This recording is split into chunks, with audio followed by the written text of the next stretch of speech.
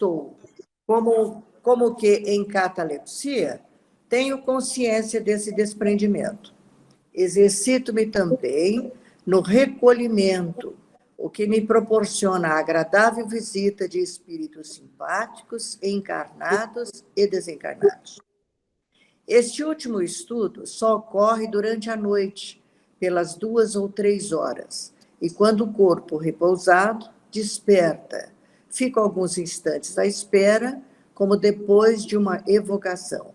Então sinto a presença do espírito por uma impressão física, e logo surge em meu pensamento uma imagem que me faz reconhecê-lo. Estabelece-se a conversa mental, como na comunicação intuitiva. E esse gênero de conversa tem algo de adoravelmente íntimo. Muitas vezes, meu irmão e minha irmã, encarnados, me visitam. Às vezes, você põe um pouquinho para cima, para nós? Desculpa. Às vezes, acompanhados por meu pai e minha mãe do mundo dos espíritos. Os irmãos estão encarnados, né? Isso. Há bem poucos dias recebi vossa visita, caro mestre, e pela suavidade do fluido que me penetrava, eu julgava que fosse um dos nossos bons protetores celestes. Imaginai a minha alegria ao reconhecer em meu pensamento, ou melhor, no meu cérebro, como que o próprio timbre de vossa voz. Lamennais nos deu uma comunicação a esse respeito e deve encorajar os meus esforços. E eu não poderia dizer-vos do encanto que dá esse gênero de mediunidade. Se tiverdes junto de vós alguns médiuns intuitivos, habituados ao recolhimento e à atenção de espírito, eles podem tentar também. Evoca-se, e em vez de escrever, conversa-se, exprimindo bem as ideias sem prolixidade. Muito bem, só um minutinho aí para a gente falar um pouco dessa introdução. Então, ele vai falar aqui desse processo de mediunidade mental, ele vai nos dizer que é um outro gênero de mediunidade, né? Então, a gente pode, no primeiro momento... Soraya, tudo bem? A gente pode, no primeiro momento, até confundir com a mediunidade intuitiva, mas aqui no finalzinho desse trecho que nós lemos, ele já vai deixar um espaço aí para distinguir esses dois tipos de mediunidade, né? Ele começa falando para nós lá que o guia espiritual dele o exercita em vigília, então não é só quando ele está em desprendimento ali no sono, ele mesmo em vigília, ele entra nesse estado de catalepsia e começa essa conversa mental com esse guia, com esse espírito que ali o acompanha, né? Ele tem consciência desse processo de desprendimento ali, e vai dizer que isso acontece também, ele exercita também no recolhimento, ou seja, no sono ali. E no caso do sono, depois que ele desperta, esse espírito que o acompanhou, ou o espírito que o acompanhou, normalmente se aproxima dele e se faz perceber ali. É onde ele registra essa conversa mental que ele teve. Ele faz aqui uma descrição desse processo, né, que nós vimos, e depois relata ali que é uma coisa interessante, né, que a senhora até frisou ali. O irmão e a irmã, às vezes, estão encarnados e vêm em espírito para conversar com ele, acompanhados do pai e da mãe, que estão desencarnados. Então, eles fazem como uma reunião, né, em espírito, todos ali, mas alguns encarnados e outros desencarnados.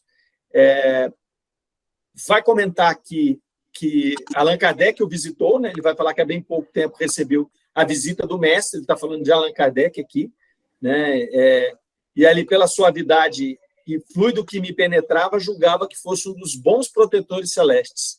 Olha que dica que ele dá aqui, né, da envergadura do espírito de Allan Kardec. Achei bem legal isso aqui. Pode falar, senhor. Olha, é interessante que as imagens que ele tem é mental, né? Ele vê mentalmente o pai, a mãe, os irmãos e tal, etc.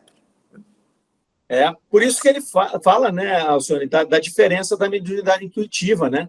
Ele deixa aqui bem claro que são coisas diferentes, né?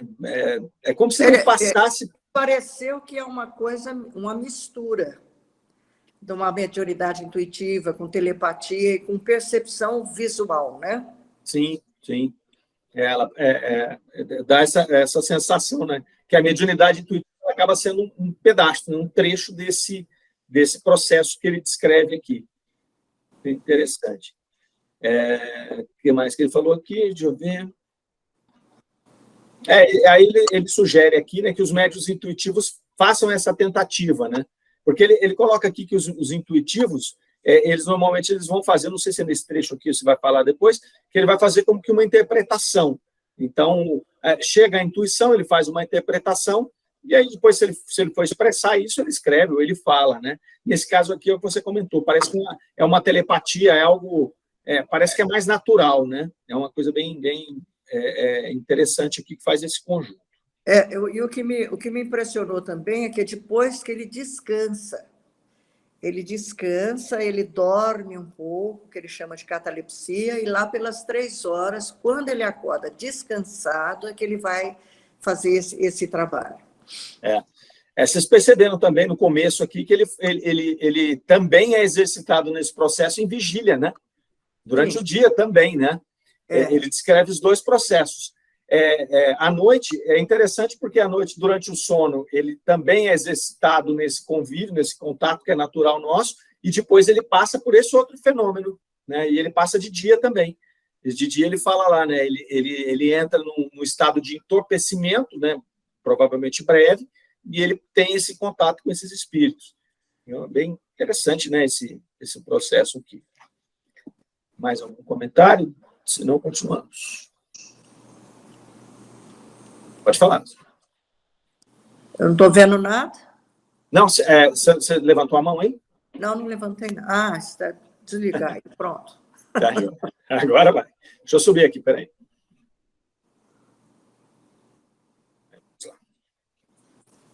Meu guia muitas vezes me fez a observação de que eu tinha um espírito sofredor, um amigo que vem instruir-se ou buscar consolações. Sim, o espiritismo é um benefício precioso, abre um vasto campo à caridade. E aquele que está inspirado por bons sentimentos, se não puder vir em socorro de seu irmão materialmente, sempre o pode espiritualmente. Essa mediunidade, a qual damos o nome de mediunidade mental, certamente não é adequada para convencer os incrédulos. Por quê? Nada tem de ostensivo, nem desses efeitos que ferem os sentidos. É toda para a satisfação íntima de quem a possui. Mas também é preciso reconhecer que se presta muito à ilusão e que é o caso de desconfiar das aparências. Quanto à existência da faculdade, não se poderia duvidar. Pensamos mesmo que deve ser a mais frequente, porque é considerável o número de pessoas que, no estado de vigília, sofrem a influência dos espíritos e recebem a inspiração de um pensamento que sentem não ser seu.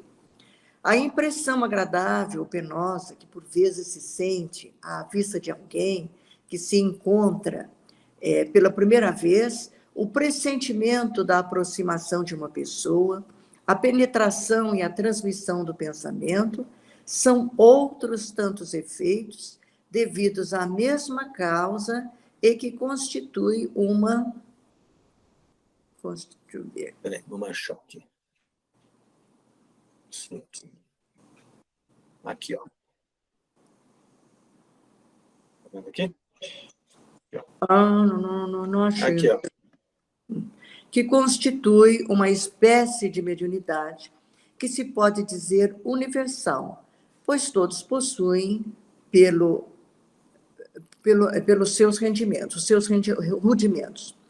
Mas para experimentar seus efeitos marcantes, é necessária uma aptidão especial, ou melhor, um grau de sensibilidade mais ou menos desenvolvido, conforme os indivíduos. Sob esse ponto de vista, como temos dito há muito tempo, todos são médiuns. E Deus não deserdou ninguém da preciosa vantagem de receber os salutares eflúvios do mundo espiritual, que se traduzem de 1001 maneiras diferentes. Mas as variedades que existem no organismo humano não permitem a todos receber efeitos idênticos e ostensivos. Tendo sido discutida essa questão na Sociedade de Paris, as instruções seguintes foram dadas a respeito por diversos espíritos. E aí você solta assim para nós. Tá, deixa eu só fazer um comentário aqui sobre esse trecho. Ele termina a carta dele ali, né, falando a respeito que durante essa comunicação aqui, os guias muitas vezes informam ali que tem um amigo sofredor ali, um espírito sofredor buscando essa orientação. Então, ele vai apontar esse tipo de mediunidade também, esse contato, né, mais fluido com os espíritos, como um campo da caridade.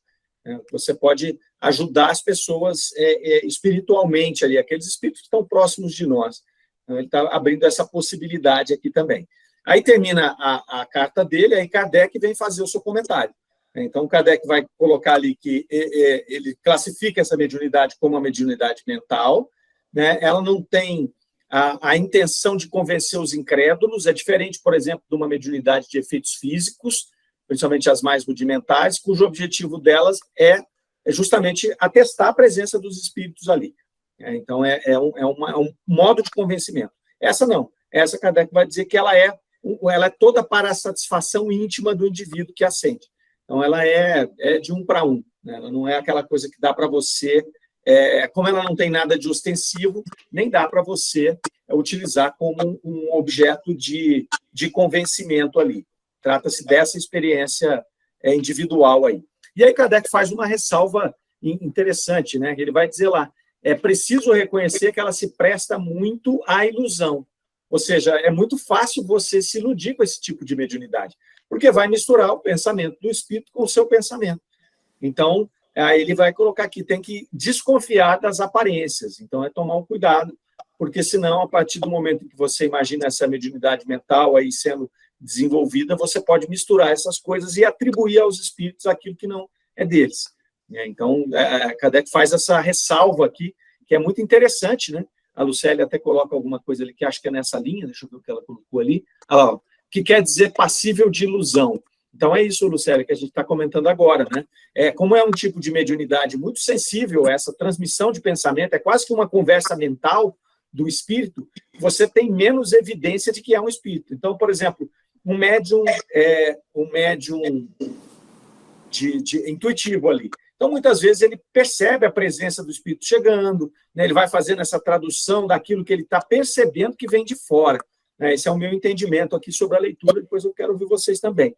Nesse caso aqui, é uma coisa que se mistura mais, né? É uma coisa mais mental, por isso que chama mediunidade mental. Então, vai misturando ali. Apesar de que ele coloca lá que você também, em alguns casos, vai pressentir a chegada desse espírito, né? A penetração de um pensamento que não é seu, que chegou ali. Mas ele requer esse tipo de cuidado aí para você não atribuir a essa comunicação, a essa mediunidade, algo que é seu. Pode falar, senhor. Você levantou a mão, senhor? Ou não? Não tem nada para falar, não. Tá. Aí Kardec vai dizer que ela é muito frequente, porque na maioria das vezes aqui a gente tem um número considerável de pessoas, né? Na verdade, não é na maioria das vezes, ele vai falar que a gente tem um número considerável de pessoas que, em vigília, sofrem essa influência dos espíritos. Então, isso está lá no livro dos espíritos, né? Se influem os espíritos na nossa vida, e a resposta é, mais do que imaginais, de ordinário são eles que vos dirigem. Então, todo esse processo de comunicação mental, ele acontece muito frequentemente. Kardec vai deixar aqui essa informação. Ele coloca aqui que isso se dá em graus diferentes, de pessoa para pessoa, e que faz parte ali de uma aptidão especial. Então, na verdade, o que ele vai colocar para nós aqui é que, apesar de todos nós estarmos passíveis dessa comunicação, de que, numa grande quantidade de vezes, nós vamos ter esse tipo de comunicação mental com os espíritos, é preciso de você ter uma predisposição física, né, um desenvolvimento físico, uma aptidão especial física para que isso seja percebido ou mais ostensivo. Esse grau de sensibilidade que ele vai falar aqui, mais ou menos desenvolvido, para você perceber isso. Então, imagino eu que ele vai ter ali as gradações, né? desde aquelas coisas que a gente nem percebe, mas que está sendo aquela influência natural, que faz parte dessa comunicação desses dois mundos, até aquela que o indivíduo consegue perceber, né, porque ela é mais ostensiva, igual a carta aqui, né, ele conscientemente percebe que ele está numa situação de desprendimento e que ele entrou num processo de diálogo mental com o espírito. Então, ele vai colocar aqui essa questão dessa predisposição, afirmando que todos possuem rudimentos dessa aptidão. Então, vai mudar a gradação. Né? Por isso que aquela velha máxima que a gente fala que todos somos médiuns, porque em maior ou menor grau, nós vamos ter essa comunicação com os espíritos, né? Mesmo que a gente não perceba. Concordo? Tudo bem? Comentário? Sigamos. Agora começam as instruções dos espíritos. Primeira, é possível desenvolver o sentido espiritual, como diariamente se vê desenvolver-se uma aptidão por um trabalho constante. Ora, saber que a comunicação do mundo incorpóreo com os vossos sentidos é constante. Ela se dá a toda hora, a cada minuto, pela lei das relações espirituais. Que os encarnados ousem aqui negar uma lei da própria natureza. Acabam de dizer-vos que os espíritos se veem e se visitam uns aos outros durante o sono. Tendes muitas provas. Por que quereríeis que isso não ocorresse em vigília? Os espíritos não têm noite. Não. Eles estão constantemente ao vosso lado, eles vos vigiam, vossos familiares vos inspiram, vos suscitam pensamentos, vos guiam, eles vos falam e vos exortam, eles protegem os vossos trabalhos, ajudam-vos a elaborar os vossos desígnios formados pela metade e os vossos sonhos ainda vacilantes, anotam vossas boas resoluções, lutam quando lutais. Eles estão aí, esses bons amigos, no fim de vossa encarnação. Eles vos riem no berço, vos esclarecem nos estudos, depois se envolvem em todos os atos de vossa passagem aqui na Terra, oram quando vos veem preparando-se para irdes, e aí põe para cima, encontrá-los.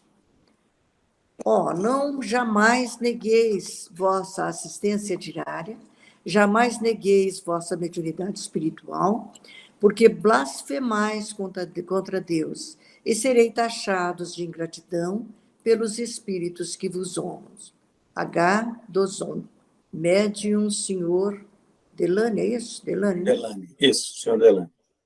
Bom, essa primeira comunicação aqui, ele vem afirmar o que a gente falou agora mesmo, né, a respeito dessa questão deles, dessa comunicação, dessa mediunidade mental aqui, se dá no processo de vigília. Ele vai dizer aqui que a toda hora existe essa comunicação, porque faz parte de uma lei natural, né, essa lei das relações espirituais, por isso que, de ordinário, são eles que nos dirigem, porque às vezes nós estamos suscetíveis a esse direcionamento, né, e aí eles podem até, de alguma maneira, tomar o controle nesse envolvimento, né, nessa condução ali, sem que isso seja uma subjugação ou seja algum tipo de obsessão. Mas, se você não toma rédea, alguém vai tomar para você. Importante aqui também, nessa orientação desse espírito aqui, nessa instrução, é ele informar que isso pode se desenvolver. Então, isso abre espaço também para a gente poder pensar nesse processo de desenvolvimento, né? Igual muitas vezes a gente vai pensar no desenvolvimento de uma mediunidade mais ostensiva. A gente até falou sobre isso, de uma mediunidade ali, de uma psicografia, uma psicofonia, o que seja. Para isso, normalmente, hoje a gente vai para um COEM, vai para algum curso que você tem uma orientação, e às vezes, chegando lá, você não vai desenvolver essa mediunidade e fala, bom, não sou médium, então eu desencano disso. Mas aqui está claro que, nesse grau de mediunidade que Kardec nos alerta anteriormente, ali, que todos somos médiuns, né, você pode escalar um pouco esse processo. Então, o que esse espírito vem dizer aqui, Kardec colocou anteriormente também, é que a gente pode desenvolver esse processo. E é muito útil, porque nós vamos desenvolver esse processo e é óbvio que vai depender da sintonia que nós tivermos, nós vamos ter todo esse auxílio que esse espírito colocou aqui, de uma maneira mais visível, de uma maneira que a gente consiga perceber melhor. Então, vejam que ele descreve aqui, e, na verdade, ele foi bonzinho, porque ele descreve só as influências dos diálogos voltados para a proteção, para o bem, para o acompanhamento, né? Então, vejam que ele vai falar aqui que os espíritos nos acompanham, nos riem no berço, esclarecem nos estudos, né? Nos envolvem nos atos da nossa vida. E ele está falando aqui dos espíritos familiares, daqueles que querem nos proteger, né? E oram quando vos vêm preparando para a partida. Claro que nós temos esse conjunto de espíritos familiares, de espíritos protetores, o nosso próprio anjo guardião ali, que está, né, nesse processo de nos auxiliar aqui na encarnação. Mas também nós temos essa influência sendo passível de acontecer de espíritos sofredores, de espíritos ainda que não estão esclarecidos, e que podem também, através dessa mediunidade mental, nos induzir a atos ruins, né? nos comprometer de alguma maneira, nos prejudicar de alguma maneira, né? Sempre guardando aí a observação de que a culpa é nossa, né? Porque nós é que os atraímos e nós é que permitimos, com o nosso padrão vibratório, que eles façam essa comunicação.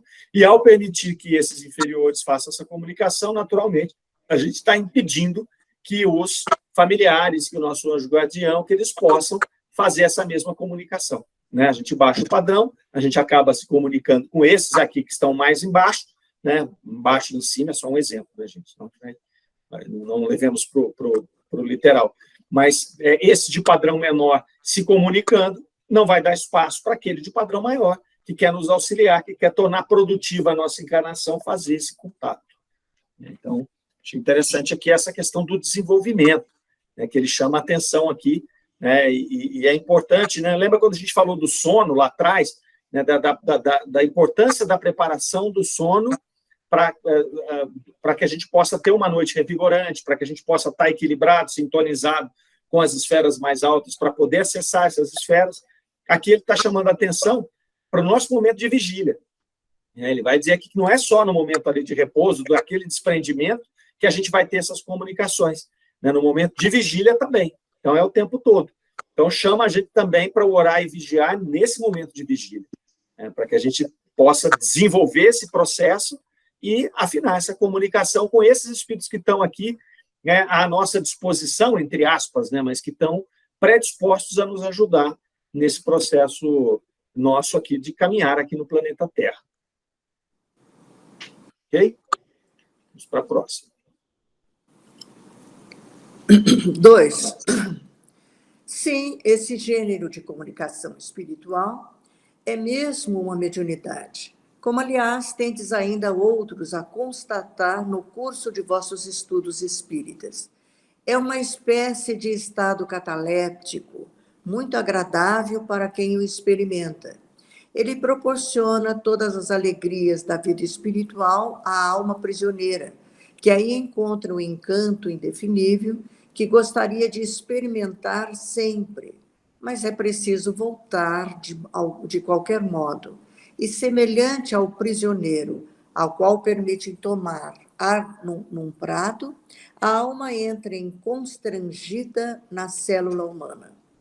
É uma mediunidade muito agradável, esta que permite a um espírito encarnado ver os velhos amigos, poder conversar com eles, comunicar-lhes suas impressões terrenas e poder expandir o coração no seio de amigos discretos que não procuram achar ridículo o que lhes confiais, mas antes vos dar bons conselhos se vos forem úteis.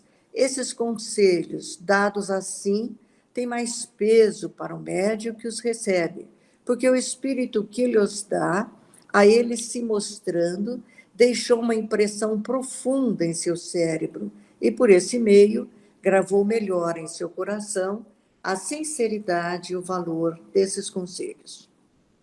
Essa mediunidade existe no estado inconsciente em muitas pessoas. Sabei que há sempre perto de vós um amigo sincero, sempre pronto a sustentar e a encorajar aquele cuja direção lhe é confiada pelo Todo-Poderoso. Não, meus amigos, esse apoio não vos faltará jamais. cabe-nos saber distinguir as boas inspirações entre todas as que se chocam no labirinto de vossas consciências. Sabendo compreender o que vem de vosso guia, não vos podeis afastar do reto caminho que toda alma que aspira à perfeição deve seguir.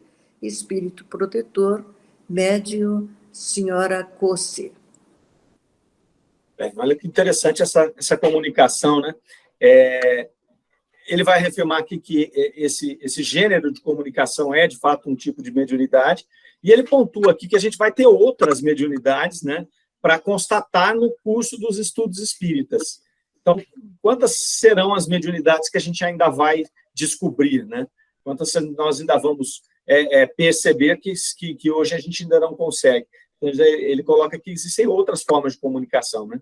Então, nós estamos aqui imersos nesse mar de espíritos, então essa comunicação constante vai ter espaço aqui, provavelmente, para a gente descobrir outras formas de fazer essas comunicações aqui. Mas ele continua fazendo aqui interessante, porque todo esse trabalho aqui é feito como que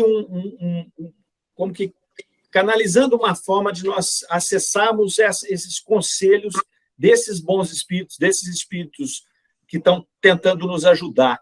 Então, ele vai dizer aqui que essa forma de mediunidade proporciona todas as alegrias da vida espiritual a uma alma prisioneira. Olha que bacana, né? É como se eles pegassem, através dessa aproximação, dessa mediunidade mental ali, que eles pudessem nos dar pílulas, né, dessa vida espiritual, para que a gente possa, ali, sentindo um pouco disso, poder ter esse ânimo, esse interesse por nos melhorar aqui. Tanto que ele faz um exemplo interessante aqui, é como um prisioneiro que vai tomar ar, né, num prado, e depois tem que voltar constrangido para a cela. E ele vai falar constrangida para a célula humana, né, como se o prisioneiro estivesse saindo lá, foi tomar ar, agora acabou seu tempo, aí pode voltar. Então, esse tipo de mediunidade aqui, da forma como eles estão conduzindo, é quase que um alento que nos dá, né? Então, eu já falei para vocês ali dos momentos em que eu consigo sonhar, que eu estou... E é aquele sonho muito consciente que eu estou voando, né? Não sei se vocês se lembram disso aí. E aconteceu comigo essa noite. Fazia muito tempo, fazia anos que eu não conseguia ter essa sensação. Então, é aquela sensação de que eu estou acordado, né? Mas eu sei que eu estou dormindo, sei que eu estou inconsciente, e o meu espírito consegue voar. É maravilhoso, eu não queria acordar hoje. Eu queria ficar, se eu pudesse, eu ficava o dia todo naquela sensação que eu estava. Hoje era umas 6 horas da manhã que eu acordei, durou bastante tempo. Eu acho que deve ter durado, aí, sei lá, 1 hora esse processo, né? E eu fiquei ali degustando aquela liberdade do meu espírito, de poder voar. E é voar mesmo, tá voando.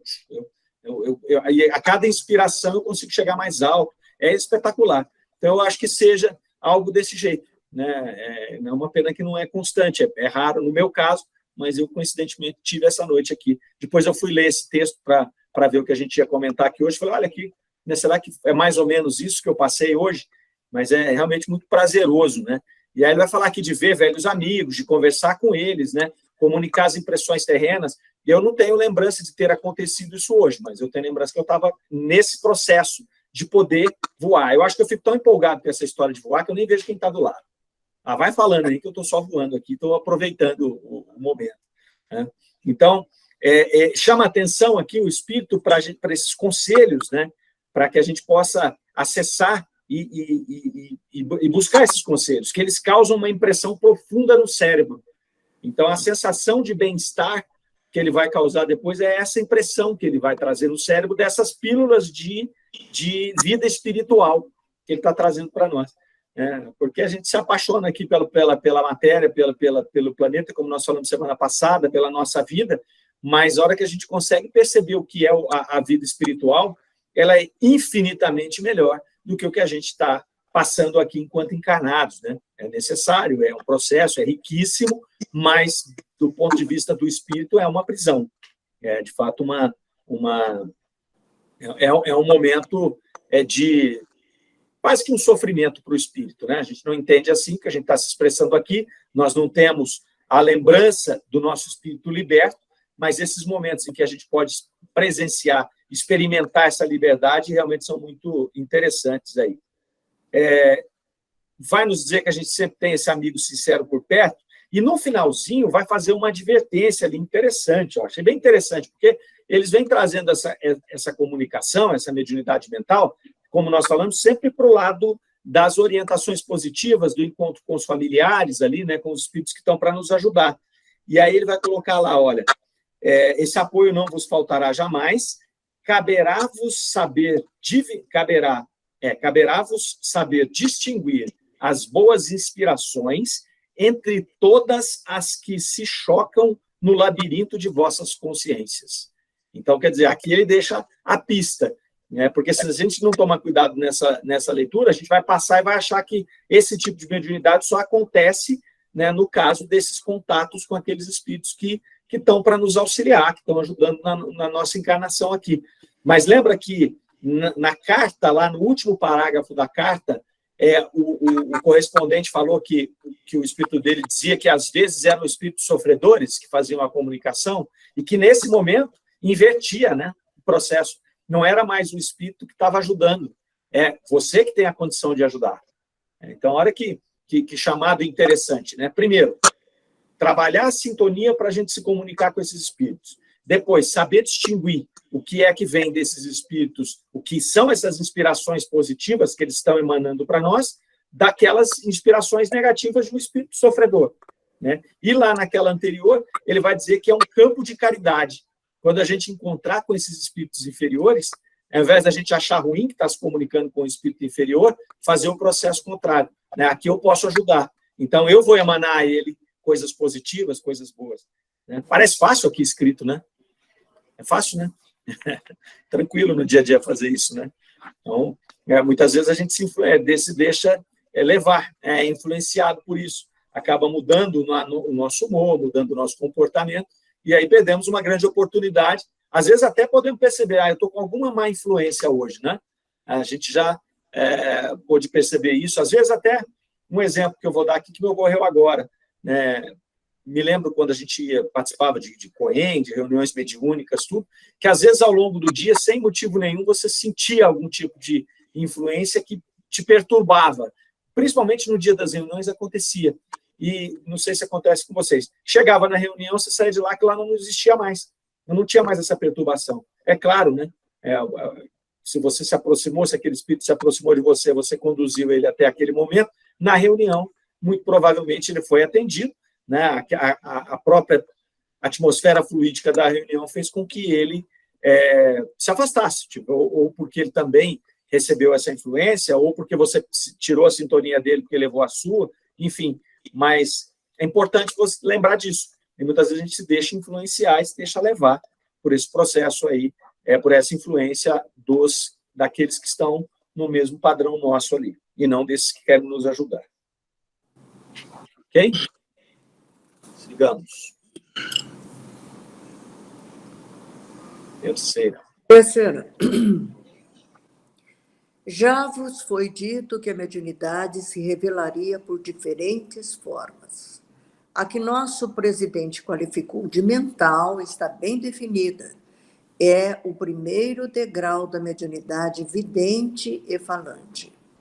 O médium falante entra em comunicação com os espíritos que o assistem, fala com eles, seu espírito os vê, ou melhor, os adivinha, apenas não faz senão transmitir o que dizem, enquanto que o médium mental pode, se for bem formado, dirigir perguntas e receber respostas sem a intermediação da pena ou do lápis, mais facilmente que o médium intuitivo, porque aqui o espírito do médium, estando mais desprendido, é um intérprete mais fiel.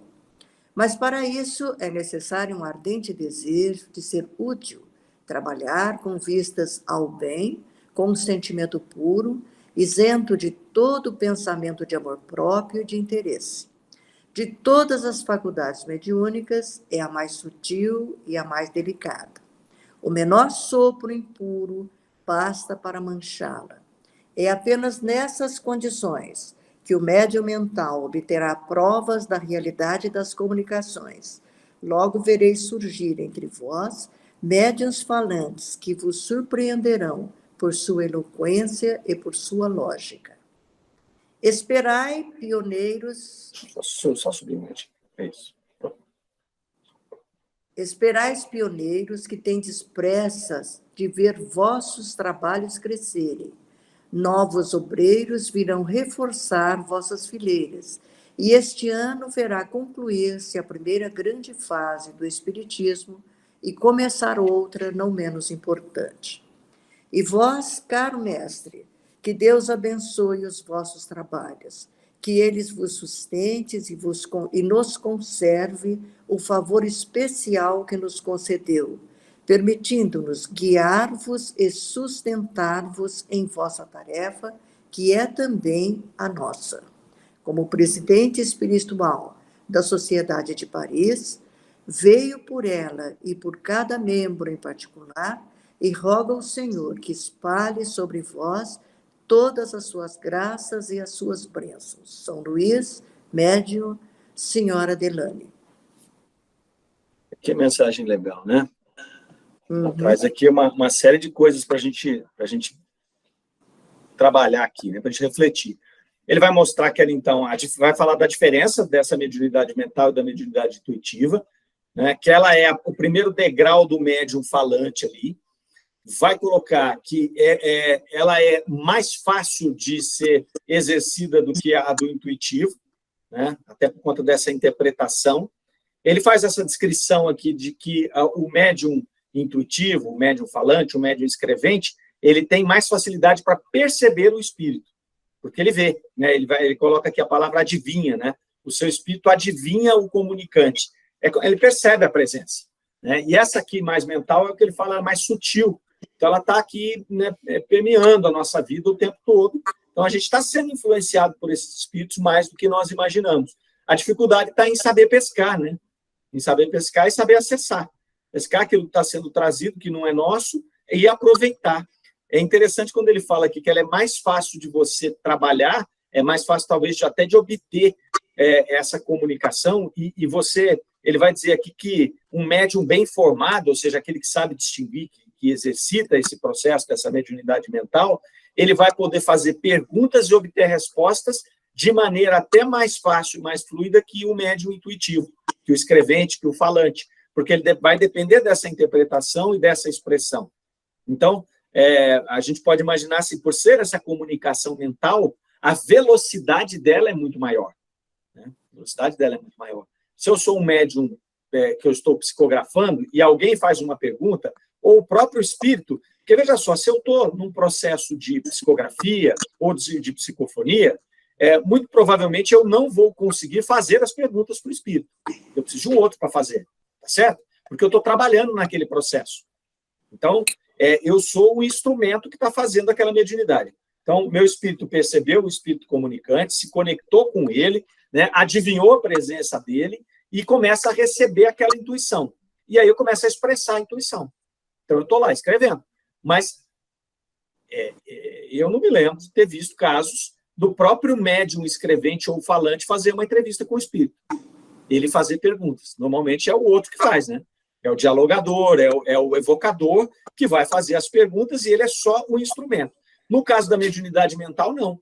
O processo de percepção, de transmissão, basicamente é o mesmo. É o espírito transmitindo para o nosso espírito. Né? Só que aqui eu consigo formular as perguntas. É como se fosse uma conversa. É um diálogo que eu estou fazendo com esse espírito. Acho até que é por isso que foi até longo esse texto e vieram tantas instruções aqui. E essa do São Luís é bem bacana, porque vai deixar essa diferença mais clara. Né? O médium intuitivo, o médium falante, o médium escrevente, ele é esse instrumento. Nessa mediunidade mental, não tem esse instrumento. É um diálogo. Né? A gente está ali, né, dialogando. Vai dizer para nós que ela é muito sutil e que qualquer situação de descontrole, qualquer desequilíbrio vai romper esse laço.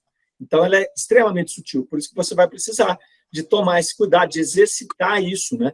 E ele fala aqui de um ardente desejo de ser útil, de trabalhar com vistas ao bem, né, isento de qualquer pensamento de amor próprio.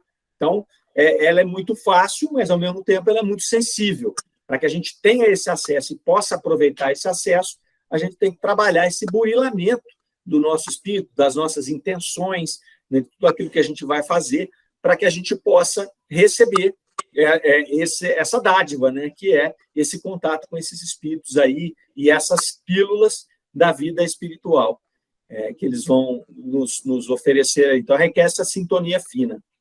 Mas, para o final aqui dessa comunicação do São Luís, é interessante que a forma como ele se dirige a Allan Kardec, né? Então, isso nos mostra, novamente, mais uma vez aqui, no começo a gente citou isso, vai mostrar de novo aqui, né, como os espíritos, sobretudo São Luís, que trabalhava muito com eles ali, né, tratava o mestre Lyonês, né? Então, ele vai dizer, e vós, caro mestre, né, chamando ele de mestre, que Deus abençoe os vossos trabalhos, que ele vos sustente e vos conserve o favor especial que nos concedeu, permitindo-nos guiar-vos e sustentar-vos em vossa tarefa, que é também a nossa. Olha que coisa bacana, né? Então, será que esses espíritos eram pares na espiritualidade, né? E aí Kardec vem para cumprir essa obra fantástica e São Luís ali, né, nesse intuito de guiá-lo nesse trabalho monumental que foi a compilação aí da doutrina espírita, né? E aí depois ele se identifica ali como presidente espiritual da Sociedade Espírita de Paris, dizendo que vela por ela, né, e por cada membro em particular ali. Então, aqui já foi uma comunicação bem íntima deles ali, né, bem daqueles espíritos que estavam trabalhando em todo aquele processo ali. Achei muito bacana, né, a médium, a senhora Delane ali. Pode falar, Verinha. Então, referente ao que você estava dizendo, né, do próprio médium estar conversando mentalmente com o espírito, nas sessões mediúnicas, às vezes acontece de não ter dialogador suficiente. O que acontece? Os médiuns nos relatam que eles mesmos doutrinam o espírito mentalmente. Então, acredito que eles fazem isso de certa forma. Perfeitamente. Exemplo interessante. Se ele está doutrinando ali, vai bem de acordo com esse diálogo mental que a gente está. É como se ele deixasse de ser esse instrumento e passasse a fazer essa interlocução com o espírito ali, né? Que a partir do momento que ele começa a dar a comunicação, na maioria das vezes ele vai perder, pelo menos conscientemente, essa possibilidade desse diálogo, não é isso? Perfeito. Mais algum comentário? Vamos para a próxima.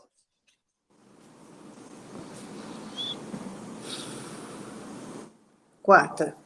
Seguramente, meus amigos, a mediunidade que consiste em conversar com os espíritos, como com pessoas que vivem a vida material, desenvolver-se-á mais à medida que o desprendimento do espírito se efetuar com mais facilidade pelo hábito do recolhimento. Quanto mais avançados moralmente forem os espíritos encarnados, maior será essa facilidade das comunicações. Assim como dizeis, ela não será de uma importância muito grande, do ponto de vista de convicção a dar aos incrédulos, mas tem para aqueles que lhe é objeto uma grande doçura e o ajude a desmaterializar-se cada vez mais. O recolhimento, a prece, este impulso da alma junto ao seu autor, para lhe exprimir seu amor e seu reconhecimento, solicitando ainda o seu... Põe para cima um pouquinho, Alma. Deixa eu só subir um pouquinho. Então, o seu autor solicitando aqui. Bem sim. São os dois, solicitando ainda o seu socorro, são os dois elementos da vida espiritual. São eles que derramam na alma esse orvalho celeste que ajuda o desenvolvimento das faculdades que aí estão em estado latente.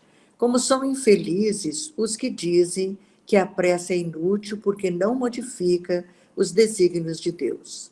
Sem dúvida, as leis que regem as diversas ordens de fenômenos não serão perturbadas ao bel prazer deste ou daquele, mas a prece não tem por efeito senão melhorar o indivíduo, que por esse ato eleva seu pensamento acima das preocupações materiais, motivo pelo qual ela não deve ser negligenciá-la.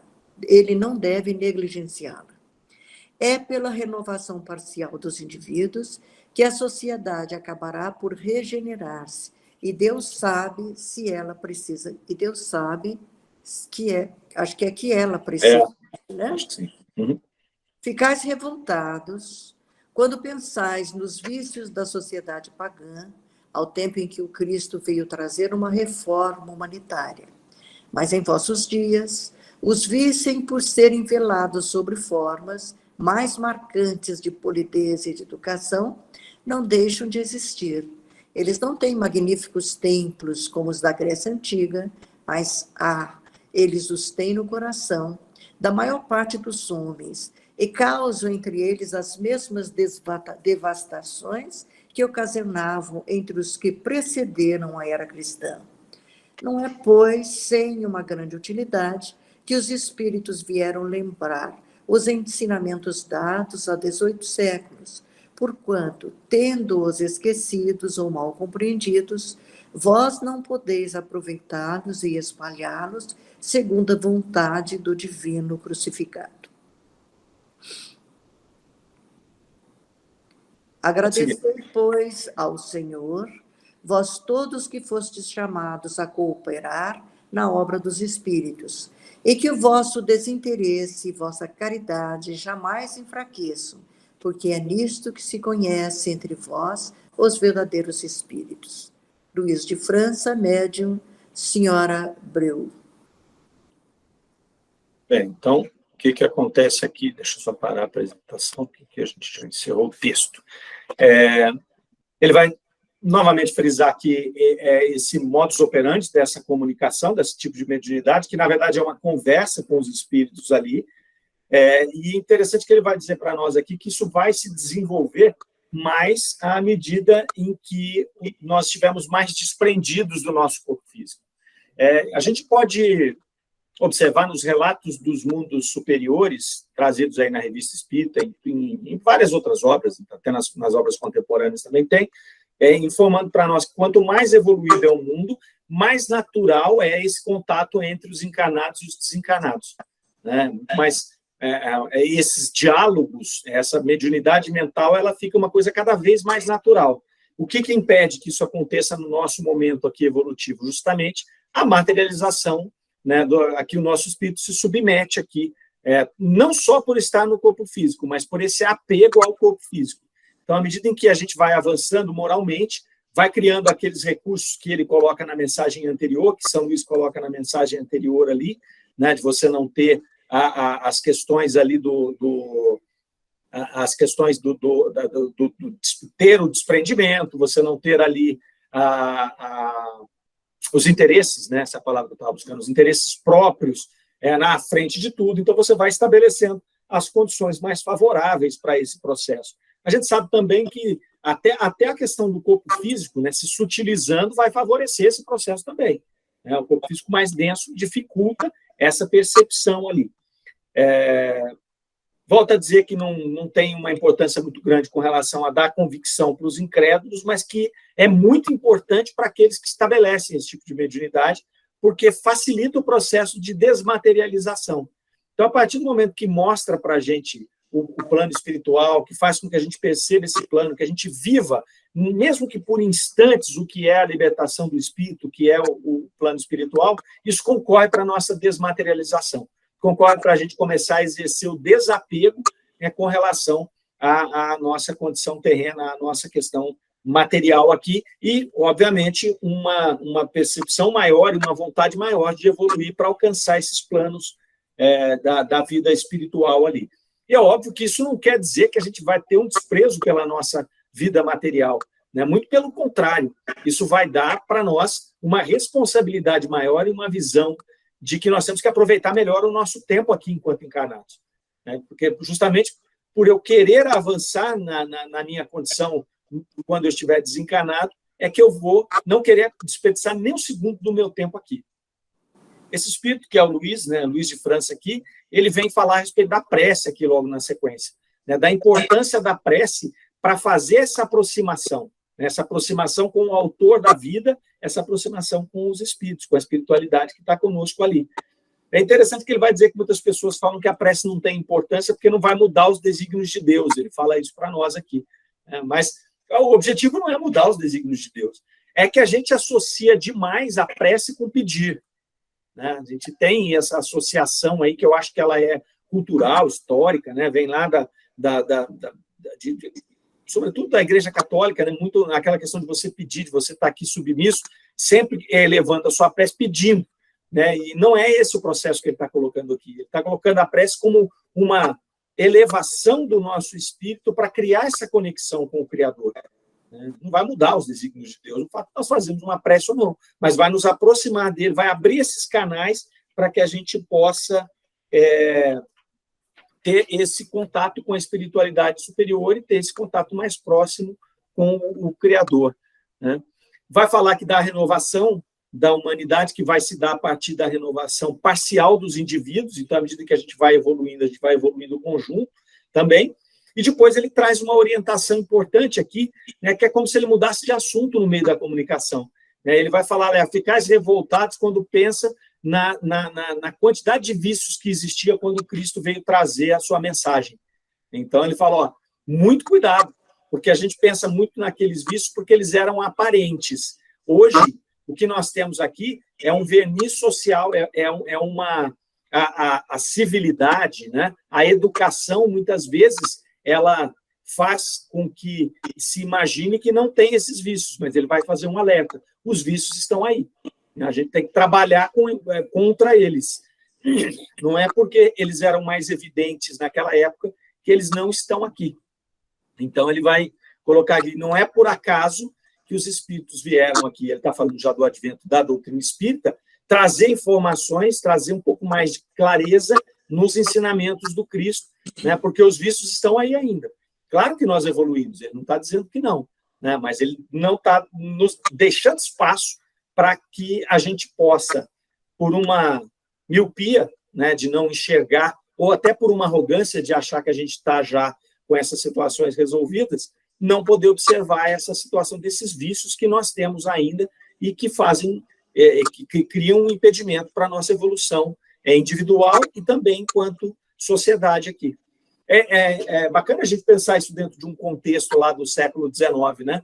Porque o século das luzes ali, o iluminismo, ele gerava ali uma quantidade de pessoas extremamente arrogante intelectualmente, né? Que estavam ali naquele processo de negar a influência da igreja, os dogmas, né? Vindo lá de 1000 anos de opressão e de imposição da igreja, né? Durante a Idade Média ali. Então, formam uma sociedade mais esclarecida, né? Mais evoluída intelectualmente, mas também mais arrogante. Então, ele vem dizer aqui, deve dar um puxãozinho de orelha, né? Falar, os vícios estão todos aí.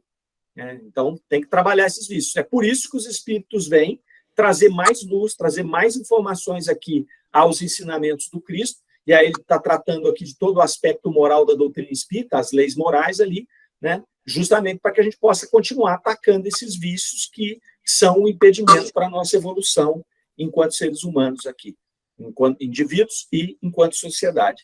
Achei bem profunda essa mensagem também. Comentários? Muito quietos hoje. O Soraya não falou nada, quietinho. Na verdade, eu achei o tema tão interessante, eu estou aqui atenta, assim, para... O texto é muito didático, né? Tem pouca coisa, assim, a ser... Vocês comentaram coisas muito importantes, mas o que mais me chamou a atenção é como que essa conexão, né, por meio da prece, né? Como que é importante que se mantenha isso para o desenvolvimento de uma mediunidade, né? Então, assim, todos nós, né, somos médiuns, de alguma maneira, mas, assim, o refinamento disso, ele é um exercício diário, né? Então, eu achei muito, muito bonito. E, assim, de tudo que eu